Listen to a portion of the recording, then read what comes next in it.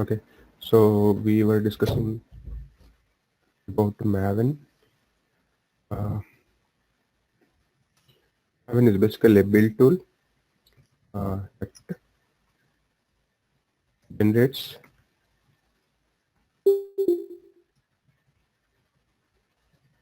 binaries or artifacts from the source code. So how do we install Maven? Yum install -y Maven is the command to install Maven. This will install Maven on the local machine.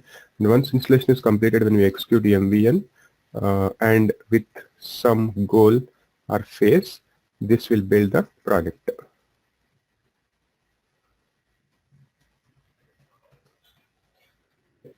So Maven depends on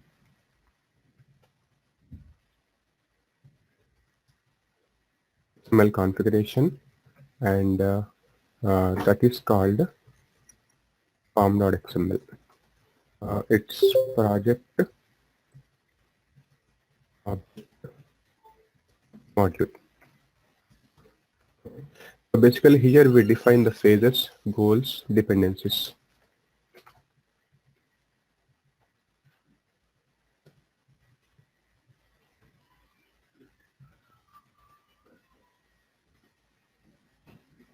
Right.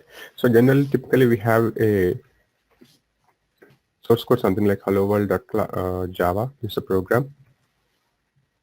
Right. So when we compile it, it creates something called hello world.class. Then we package it, it creates a directory called hello world.jar. Right. So this is the package or build. So this is what we ship it to the customer. So sometimes one project depends on other projects. So that time we also need to download the dependencies before executing the project. So for example, so in every project there will be some phases. Phase something like clean, build, validate or test.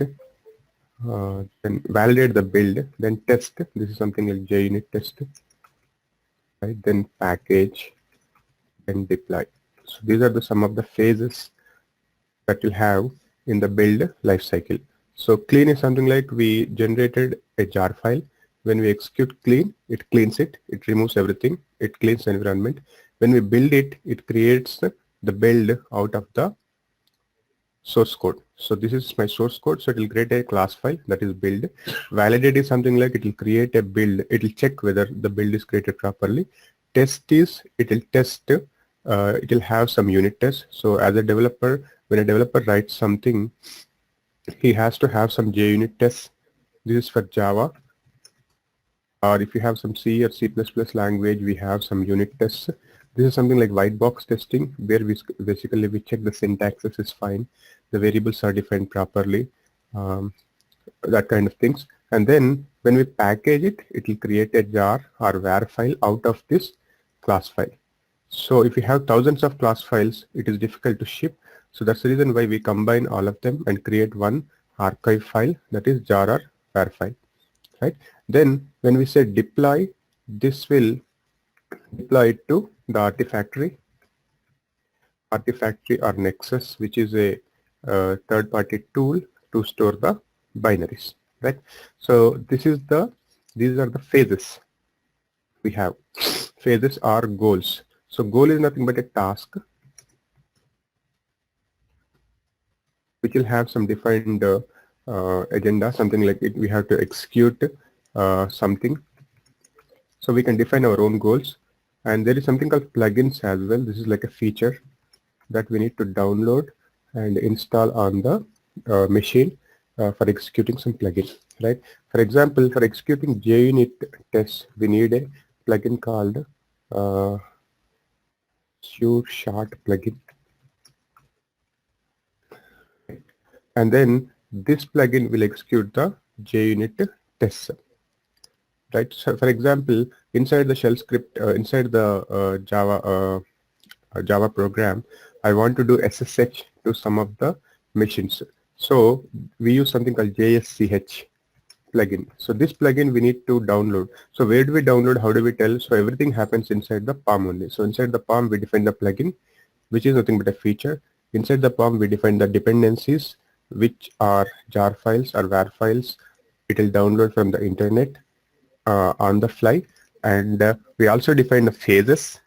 Inside the phase we can have goals, right? And then we execute that using maven command. So that maven command will create the artifacts or binaries out of the source code, right? So if you see, for example, JSCH, so there will be a Maven repository, centralized repository. The main difference between Ant and Maven is the way we download the dependencies.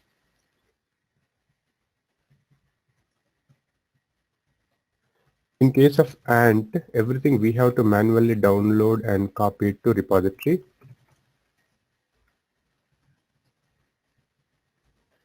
In case of Maven, it automatically downloads.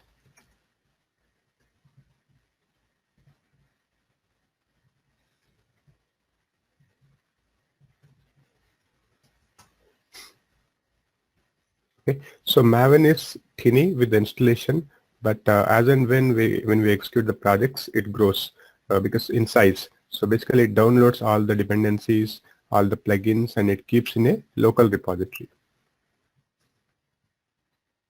So there will be two repositories. One is the Maven repository, which is internet, which is maintained by Apache, and here all the plugins are available which are required to execute a Java project.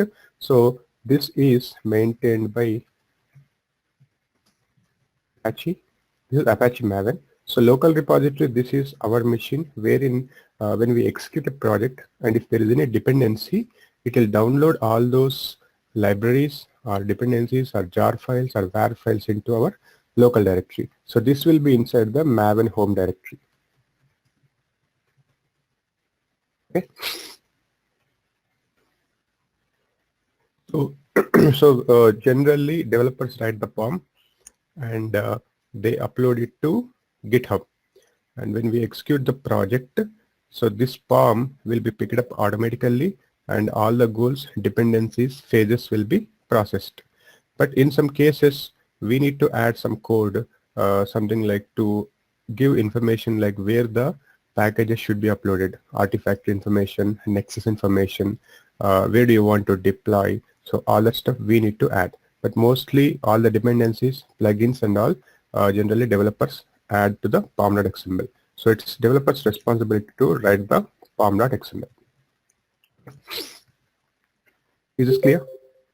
Can you repeat quickly because I just joined. I was like on the old link. So. Okay. So yeah, I'll just repeat. Maven is a build tool basically to convert the source code to binaries, artifacts. Binary or artifact is nothing but a compiled version of the source code. So that is what we ship it to the customer. So to build it, so build the source code, we have tools like Ant, Maven, Gradle. So this Maven will basically dependent on pom.xml. So whatever the code we write in the pom.xml. So generally developers write pom.xml and give it to DevOps engineer for executing the build. So Maven has plugins, it has dependencies, it has phases, it has goals.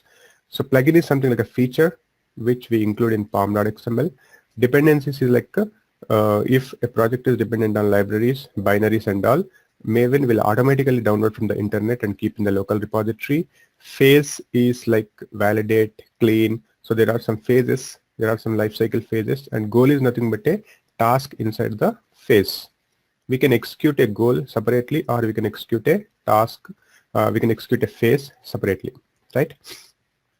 So when we install Maven, it's so basically installed and it's very small in size. But as and when we execute a project, it downloads the repositories, it grows in size. If a project is dependent on a library called, let us say, XYZ, it downloads from the Maven repository, which is like repository.maven.com, which is maintained by Apache, and it downloads and it keeps in the local repository so that next time when the project is executed, it doesn't have to go to the Maven repository, downloads from the local repository.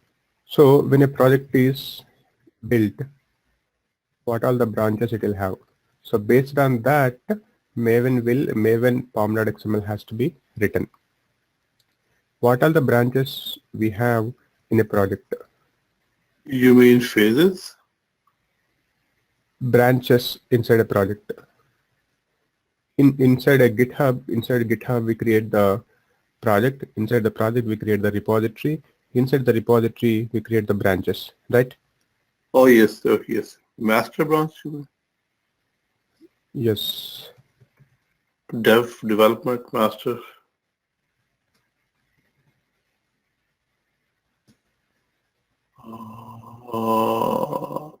Local branch. I don't know what was that. Local repository. Feature. Yes, feature. So there are three branches. One is master, the development, the other is feature.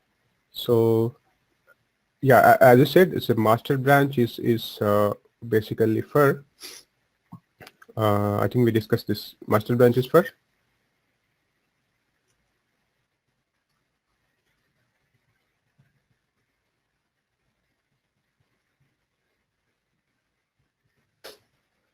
Yeah, that is also default branch. Production deployable. It's always stable, right? And development branch is for. This is ongoing development. So generally, developers will check in, merge to development branch. Feature branch is something where developers actually actively work on feature branches. So this is not a single branch. There will be multiple branches. Right. So every day, a developer can create a feature branch, something like feature XYZ, and then he can start writing code. Once he can do a kind of unit test, and if he's satisfied, then what is the next step? Let us say developer 1 is there. He cloned the GitHub, and then he started working on it. Then he created branch locally. The branch name is XYZ, and he let us say added some code. A new feature is added. It consists of the source code. Then what are the steps he has to do? Let us say he pushed it to feature branch. What is the next step?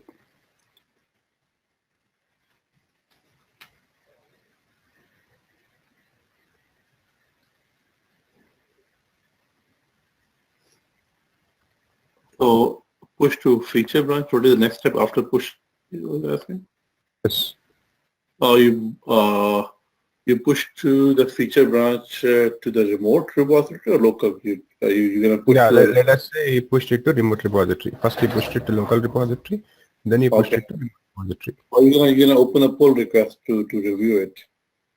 Right. So open a pull request to review.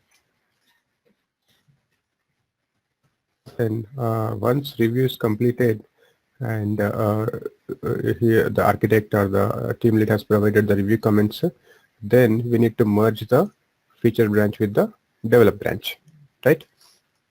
Yeah, so once he provided the reviews, let's say comments, so you're gonna add those comments, and then after comments are incorporated, so we push it to the develop branch. And so develop branch is something like an integration of all the feature branches. So when multiple people are working on the different feature branches, once they check in and once they merge the code, all the code will be available in development branch. So generally the development branch version will be 1. Project version 1.0. Santosh, this is Lakshmi. Yeah. This development and feature names are depends on our interest, right? There is no standard names, right? These are the standard. Master is always there. Development is also always there. Feature, they can have their different names, but generally master and development are default. So it depends. Some people create with the sprint names also. Branch like sprint 1, sprint 2 and all. If you're following Agile, they create their own branch for every sprint. So it depends on the developer. He can create with any name, but master and development will be common. Okay. Yeah, it's common, but you can name anything, right? It doesn't matter, right? Yeah, it doesn't matter. You can name anything. So while creating the repository, you can create a repository, and this is the general convention people follow: master and development, and then Normally feature people branches. follow production and development and UAT, right? Right. So you can also have branches Production. with different stages as well: Or, staging, QA, production, and all, etc. So generally, production means it will be a master branch. Okay. once after the comment is made, I forget the command to merge into the. For example, your repository is on the remote in the feature branch, and after the comments, you're gonna merge your feature branch into development branch, right? Or Yeah. you're gonna Let us say you are or working you're gonna on move directly to the master. XYZ. No. We don't touch master. If it is feature XYZ, then what we do is we create a pull request. Pull request is accepted. Then we, if you're in feature branch, you come to develop branch and then say git merge. That will merge git merge develop feature. That will merge feature branch to develop branch. Yeah, what was the command to merge it? It is a It's checkout? git merge. Oh, git merge, okay. And who will move that code into the master? Is it an architect who's gonna do it, or who finally? So it's generally the architect. Once everything is completed, so make sure that everything is working fine. All the dependencies are taken care and the tests are performed. Tests in the sense not unit tests, but mostly functionality test. The system test and all are performed and everything is fine. There are no blocking issues and all that stuff, and there is no stop ship issues or all showstoppers as kind of thing. Then we can move that to master branch. Okay, so that's a master branch is something like which will be deployed to production, or in some cases something like it is published to the outside world, right? So if you have a Linux image and that ISO which we use for installation, right? So that is we declare that, right? So general availability build and all, so that we publish to outside world. So that's the final this thing. Final would be the Unless there is YAML. unless there is a critical bug or a showstopper which happens in master branch. Otherwise, we don't touch the master branch. Okay, once in the master branch, everything is merged by architect, and that format is YAML, right? YAML .YAML format, right? What is it? No, we are updating the codes. The code. What would be the final format? Is it going to be a YAML format when we merge it? jar form, .jar form. Yeah, jar or var or EAR or so. See, this is nothing but it has some code. YAML is just a file, right? YAML is something like a file where you can write something, where you can write the playbooks. So it's nothing to do with master branch. So this branch can have a lot of other things, right? Mm-hmm. Because you can have configuration files, you can have so many things, right? You have SRC, you have test code. So everything is bundled in a master branch and we create a jar file. It has classes and all. So when someone takes this master branch and deploys it to the production, everything will be available in the master branch, right? Yeah. So yeah, maybe you can also have YAML files inside that. So basically, it's a deployable software. Okay. And the format you said jar, JAR? Yeah, it can be a jar file or it can be a var file. It can be EAR file. So you can specify the format in POM. POM will generate based on that. It can generate a jar or zip file also it can generate. Okay, okay. It depends what you bundle. Yeah, it has a bundle. Okay. Because On the top, you mentioned something like .xml, pom.xml. So that is a different thing, right? Yeah, that is the one from where you execute the Maven commands. So all the goals and phases are declared in pom.xml. So let us say, as a developer, I have written some code, and I know that my code requires some dependencies, and those dependencies I have to download from the repository, remote repository, which is Maven repository. But for downloading, I need to tell my machine something like, go here and download the packages. So those are the ones which are called dependencies, and those dependencies I need to include in pom.xml, right? So it's a developer responsibility to include all the dependencies inside the POM. Oh, okay. So like this, you see, if you see some this thing, tags and dependencies. Okay. So it's basically a XML file to mention like Exactly. Yeah. So here in between you write it. Where do you want to download? What is the version you want to download?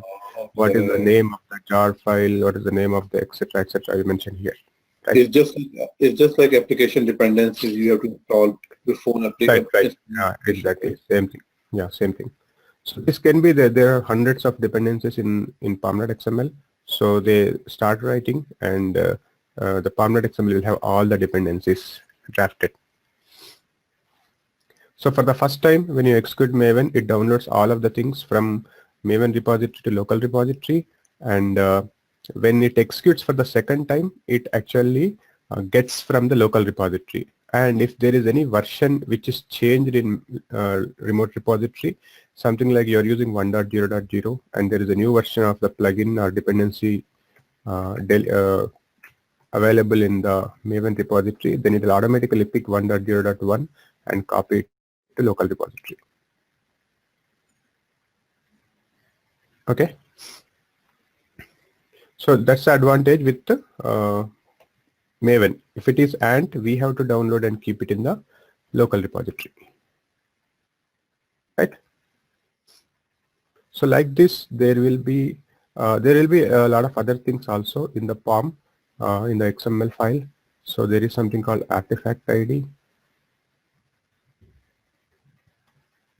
project ID, group ID, right? And the version of the project version. So this and all developers will specify in the pom.xml. So artifact ID is something like how do you want to name your jar file, right? And project ID, the name of the project generally. Group ID is something like your organization name or the vertical you belong to. So that we specify in group ID. And version is version of the project. So it can be anything 1.0.0 or 2.0.0. This and all we specify in pom.xml. Okay. So we can generate pom.xml for the first time.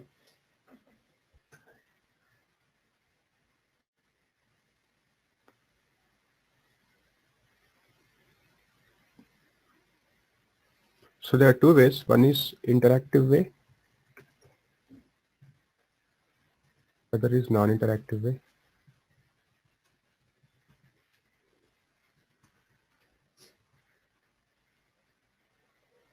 So interactive is something like when you just execute Maven, generate the pom.xml, it will ask all the questions. What is your project ID? What is your group ID? What is the version? What is the artifact ID, etc., etc. Right. So that also we can do, or we can give everything in the command line. So it will automatically create a pom.xml. So by default, it will create a hello world application, hello world code, which is something like you write a Java code and you say the system.out.println is equal to hello world, right? And that application it will by default build. So src source main, and here the source code will be available. By default, the Java code will be available. Then src test, here actually the JUnit test will be available. And then all the built code will be available in targets. So the class files, the jar files, the var files, and all will be available in the target directory. So if you want to create a project, all the source code we have to dump into src main, and all the test code we have to dump into src test. Then it automatically creates the files in targets, right? So let us take an example of creating a pom.xml.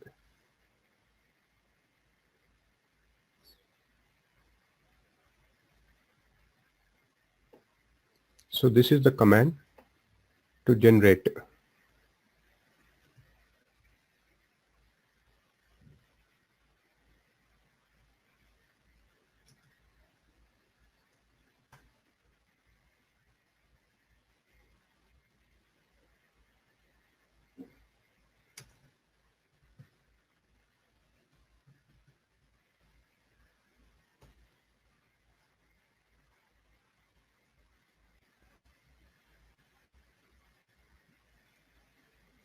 So we can execute this command as it is.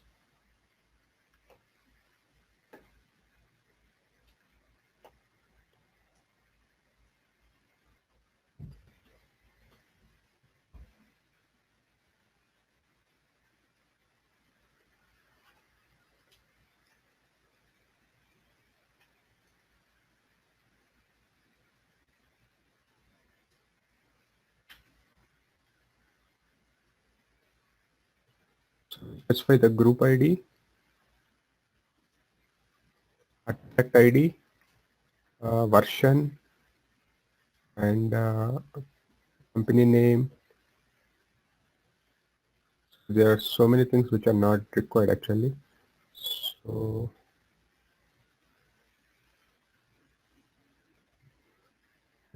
try to execute this.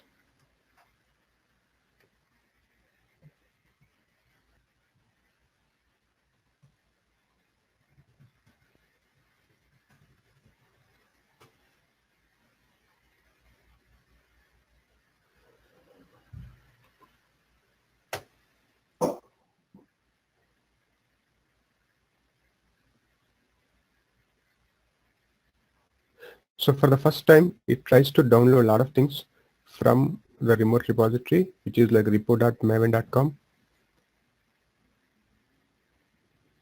Then it generates a file for us, which is pom.xml, and we can go ahead and edit that file to create our own phases, goals, and all.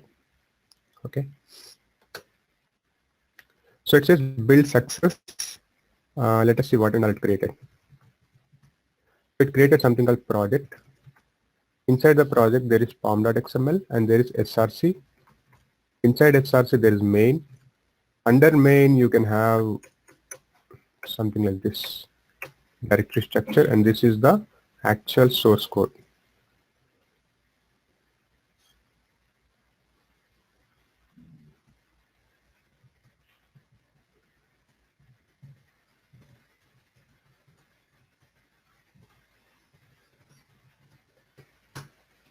So this is something like a sample application, which is Hello World application. It will just print Hello World on the screen when it executed. So here, in case of this, we will have a lot of code when you're working on a project, right? So there will be thousands of lines of code. So this, by default, Maven generates a sample project. Okay. So this is the directory structure.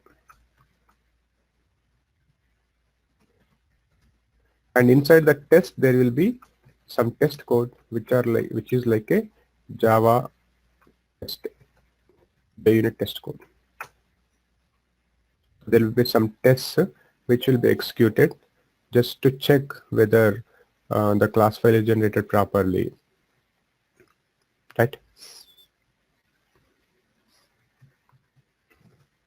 So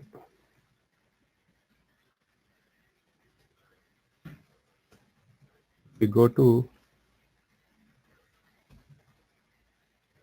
pom.xml. So this is a simple pom.xml. It has some information about what is the repository and the version, group ID, artifact. These are important, which is group ID, company name generally, artifact ID, project name, version, and here we specify what is the package you want. It's a zip file or jar file or WAR file, right? Then this doesn't have this has only one dependency, which is JUnit dependency. So here any dependency we specify like this: group ID is JUnit, artifact ID is JUnit, version is 3.8.1, scope is test dependency. So it's something like when we define this, it downloads the whatever the plugins which are required for JUnit to be executed into the local repository, and when we execute it,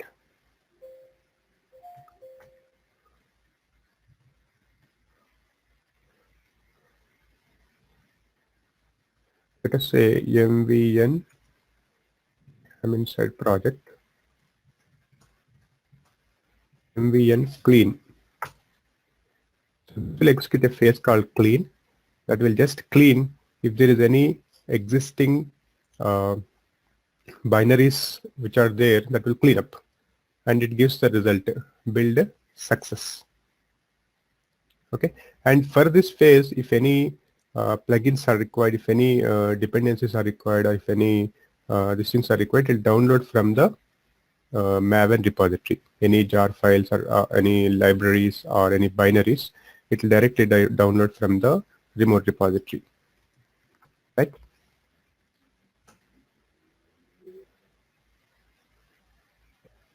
For the first time, if you see it downloaded something, and when you execute the second time, it directly executed, right? So for the first time, it will download the repositories, and when you execute the second time, and those repositories will be present in the local directory, so it will just execute the phase.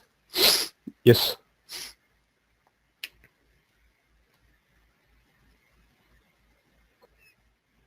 Santosh, you tried like the first command you ran. Is that command going to be kind of an example, like pulling the code from the repository from the remote? Like I don't understand the first command that you ran. The first command that basically First command is to generate the POM. It will generate the POM, and also along with the POM, it will generate the directories. It will create the directories, default directories, and also it will keep some sample code so that we can replace our code. We can place our code instead of that.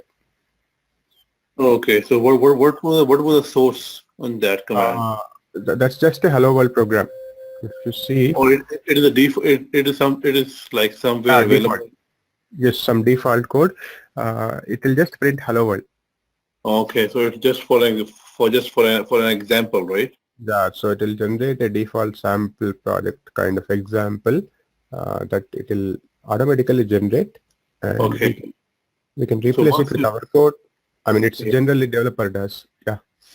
So once you build that, you run that, and basically it's going to create the form.xml, basically giving you the different all like dependencies, and exactly. And then you type in MVN clean, like cleaning, doing what on the existing project, on the Hello World project? Yes, clean is like you have already executed. You execute a, let us say, MVN build. It will create a build. It will create all the class files. It will create some of the these things in the targets directory. Now I changed my code. Instead of hello world, I put hi world, or I added a feature. Then what happens when you execute MVN clean? I want to remove the previous repository. Then I want to remove the previous jar, class, and all files, and I want to create a fresh repository, fresh files, fresh compilation, fresh build. So it will again clean it, and then it will start creating the files again. Okay, so it's kind of a syncing with the new one, right? Right, yeah. So it will just remove old ones and it will create new one. Okay, it's synced with the remote repository. Whatever you make changes in the remote one, right? No, this is nothing to do with remote repository. I mean, yeah, any phase it basically downloads if any dependency is not there.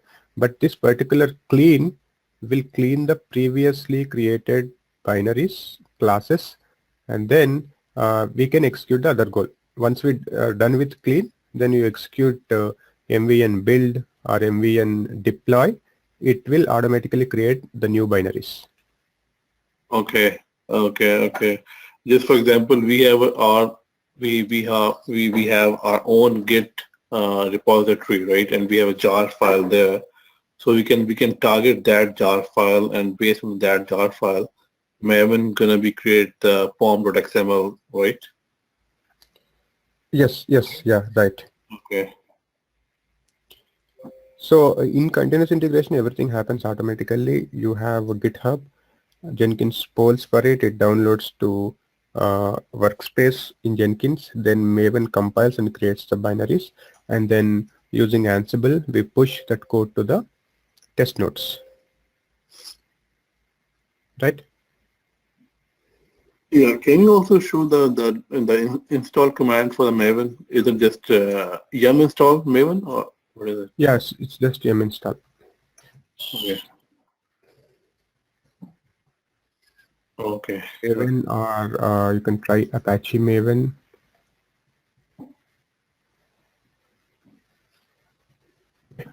That will install Maven, and once Maven installed, you can try generating a pom.xml, and then you can work on the different phases. So since it has already one sample project created, you can just start executing the phases, right?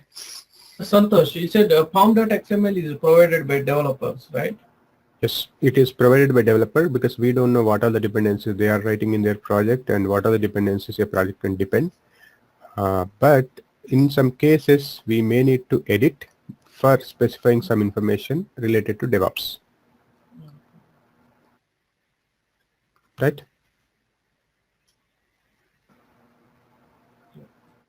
Okay, so MVN, I'll say build. Let us see what it does. Okay, there is a failure. So these are the life cycle phases: validate, initialize, generate resources, process resources. So inside the phases, we can generate our own goals, right? So there are some phases like this.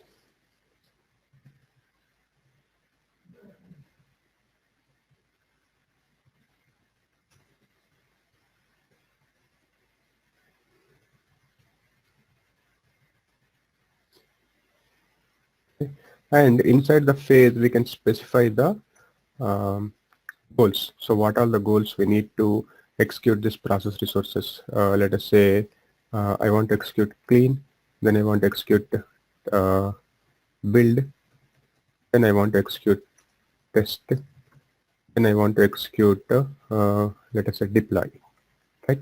So clean will clean the binary, build will build the artifacts from the source code, test will execute the JUnit tests, deploy will deploy it to a remote repository. So either it can be an Nexus or Artifactory, right? So I think I have this in the documentation. So these are the phases, and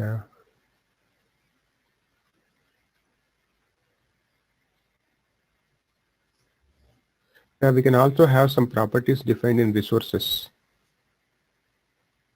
property XML, and also we can define something like setting.xml, wherein you provide the information about a user ID, password about a project. Let us say you want to upload it to Nexus. So the Nexus will have a user ID and project ID. So that we can specify in setting.xml. So by default, it takes from there.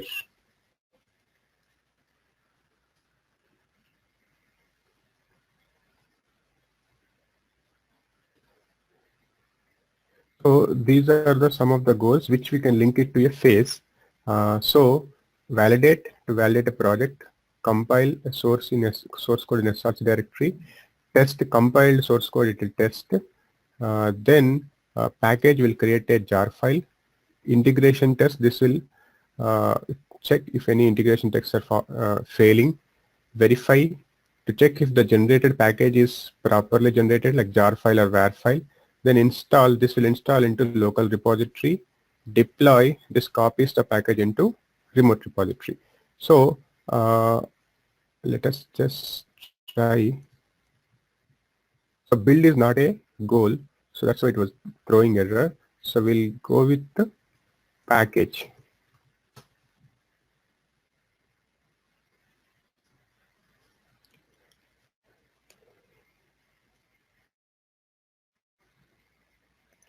So what happens is when you execute a particular goal or phase, it executes all the remaining goals which are ahead of that goal, right? So let us say I executed package. It also does validate, compile, test, and package, because package is something like we need to create a jar. But for creating the jar file, we need to have class files. So those class files will be generated using compile state, and it will validate whether the project syntax and all is fine. It will compile, it will execute the JUnit test, then it will come to package. So for any phase, let us say you execute the MV and deploy, it executes all the phases from starting to end. If you execute install, it executes from validate, compile, test, package, verify, and install. So any goal, if you execute, it will execute all the remaining from the beginning. Okay. So I just want to install. I don't want to deploy to remote repository, which is like Nexus or something. Then when I say MV and install, validate, compile, test, package, verify, and install will be executed. Right. So let us see what is happening. Build is successful. So I downloaded the dependencies and it started executing them. And if you see, there is a new directory target created. And if you go inside that, so there are these shoot fire reports are for JUnit, and there are some plugins which are downloaded, and there is something called classes. If you go inside the class, so there is a class file which is generated. What is this file? This is the class file. If you just do file on it, so this is the compiled Java class data. So directly we can execute it. Java and app.class, this will give hello world output. So like this, there will be hundreds of binary classes. file, right, Santosh? Yeah, it's a binary. It's a binary. Okay. So what do we do? These class files, we combine it into a file called project 1.0 snapshot. From where this project is coming. So this is the final binary artifact which is generated. So this project, if you remember, this is from the pom.xml.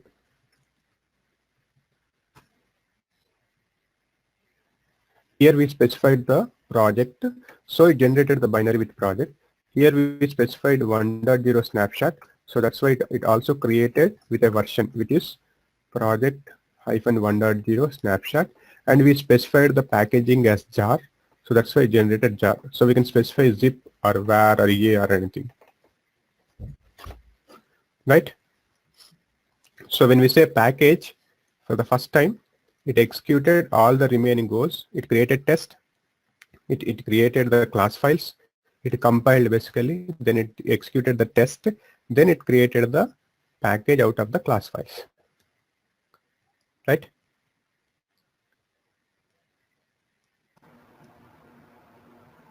This is a build process, right? Whatever you have done now.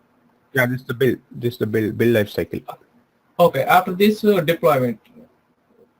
Yes, after this deployment. That is should be done by Ansible, right? The configuration.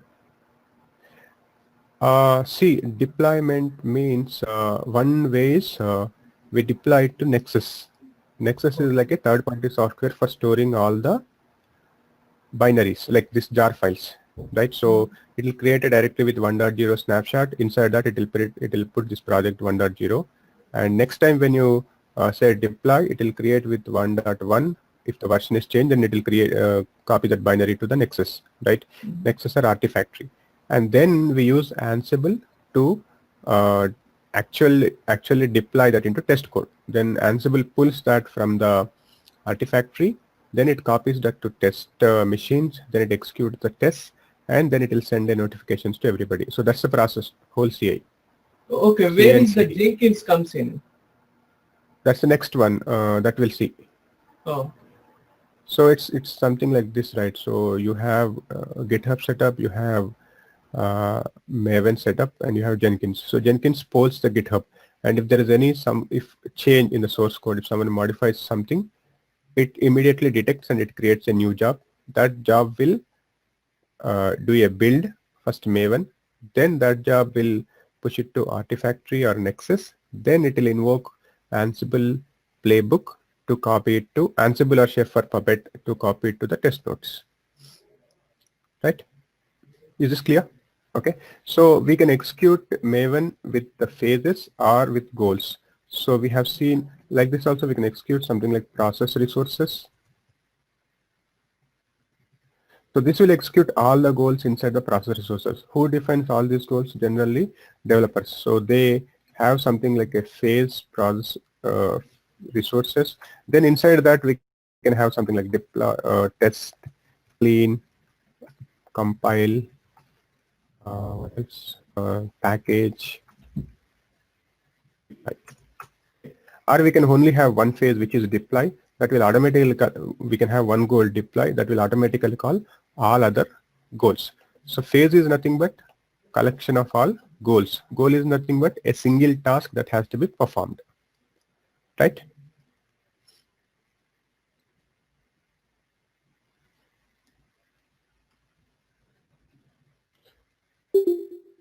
So using Maven, what we do is we create the build, we manage the build lifecycle. So for feature branches are something like a features which are developed by the developer, and then he checks into the GitHub. Maven, we write our code in such that we design the Jenkins in such that feature branches are only built and JUnits are tested and we send the mails. Right? Only these two goals will be executed on the feature branch. We do not upload it to Nexus or Artifactory because there will be too many feature branches. And when it is develop branch, we build it and we test it. This is JUnit test. Whereas here we do build JUnit test, we package, and then we execute, we deploy it to Artifactory, and we create the infrastructure. If any existing infrastructure is there, we deploy it to the test machines, and then we perform functionality testing. And we also perform if there is anything like system testing, security testing, etc. Right? And in case of master branch, we also perform all these things. Along with that, we also do something called release.